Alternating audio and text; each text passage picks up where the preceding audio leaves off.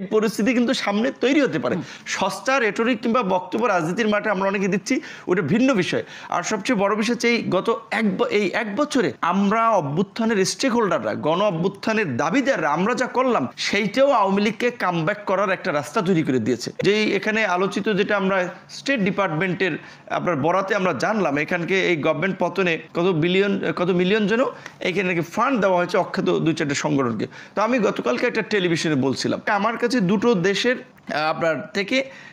আপনার সেই সময় তারা আমাকে ফাইন্যান্স করার জন্য আলোচনা করেছিল যে মানে একটা চূড়ান্ত এন্টি গভর্নমেন্ট মুভ করার জন্য আমাদের কী ধরনের সাপোর্ট। সত্যিকার অর্থে যে গণ অভ্যুত্থানের পরে আমাদের বিভিন্ন শ্রেণী পেশার মানুষ যারা ইস্টাবলিশমেন্ট আমরা বলি, ধরেন সরাসরি রাজনীতি করে না, কালচারাল, ব্যবসায়ী, বিভিন্ন কমিউনিটির, তাদের একটা প্রত্যাশা ছিল হাসিনা একটা মুসিবত ছিল, গেছে ভালো, এখন দেশে ভালো কিছু হবে। বাট এক বছরে যখন তারা দেখলো যে আগে হাসিনার লোকেরা মিডিয়া চালাইছে, এই অভ্যুত্থানের পরে এখন 2-3 দলের লোকেরা মিডিয়া দখল করছে, ব্যবসায়ী কমিউনিটির লোকদের কাছে চাঁদাবাজি করছে, মব সৃষ্টি করে মানুষের কাছে পয়সা নিচ্ছে এবং বিভিন্ন মানুষকে আওয়ামী লীগ যেটা করতো ট্যাগিং করে আপনার হয়রানি করতো, হেনস্থা করতো, সমস্ত পুরানো কালচার আবার এখানে মানে পুনরায় চালু হয়েছে। তখন মানুষ বলছে তাহলে আর কি পরিবর্তন হলো? তাহলে তো এখন এরা এই এক বছরে এই পরিস্থিতি তৈরি করতেছে, হাসিনা 16 বছরে করছিল, তাহলে তো সামনে তো এরা আরো বিপজ্জনক পরিস্থিতির দিকে নেবে। কাজে শয়তানকে মোকাবিলায় শয়তান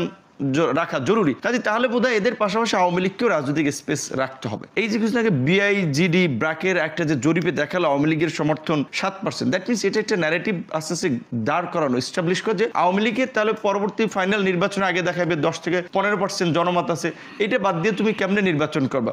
তখন বিদেশিরা আমাদের যে এই যে অর্থনীতি যেভাবে ওয়েস্টার্ন বেস অনেকখানি 10 বিলিয়ন, মার্কিন যুক্তরাষ্ট্রের 13 বিলিয়ন, ইউরোপীয় ইউনিয়নে, তো তারা বলবে যে আমরা শার্ট প্যান্ট কেনা কমাই দেবো তোমাদের দেশে যদি তোমরা ইনক্লুসিভ রাজনীতি না করো। তখন কিন্তু ডক্টর ইউনূস কিংবা রাজনীতিবিদরা তখন খাইছে, এটা বাস্তব।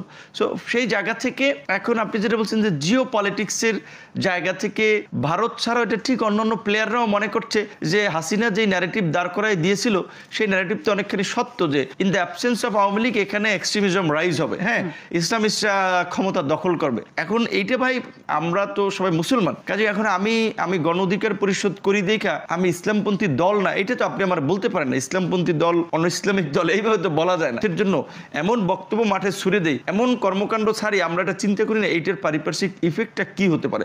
আর কলকাতার এবং এই দিল্লিতে যে অফিস করার কথাটা বলছেন, আমি একটা আমার বাস্তব অভিজ্ঞতা, যেটা 2018 সালে তো আমরা কোটা সংস্কার আন্দোলনটা করেছিলাম এবং সত্যিকার অর্থে আমাদের সেটা সরকার পতনের আন্দোলন ছিল না। আমি বলবো এইবারও আমরা যতক্ষণ আন্দোলন করেছি শুরুর দিকে সরকার পতন আন্দোলন ছিল না। যখন আমরা দেখলাম